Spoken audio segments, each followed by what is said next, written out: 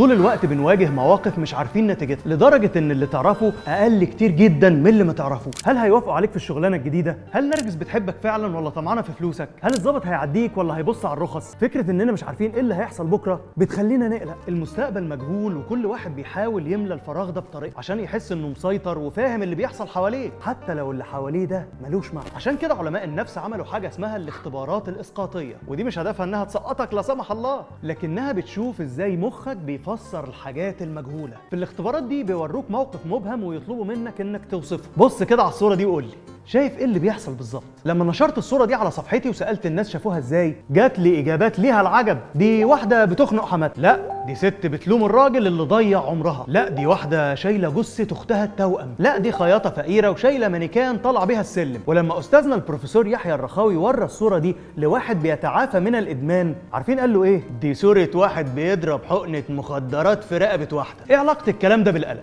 العلاقة ان حياتك نفسها عاملة زي الاختبارات الاسقاطية دي، مليانة مواقف مبهمة ومعلومات ناقصة ومستقبل محدش عارف هيحصل فيه ايه بالظبط.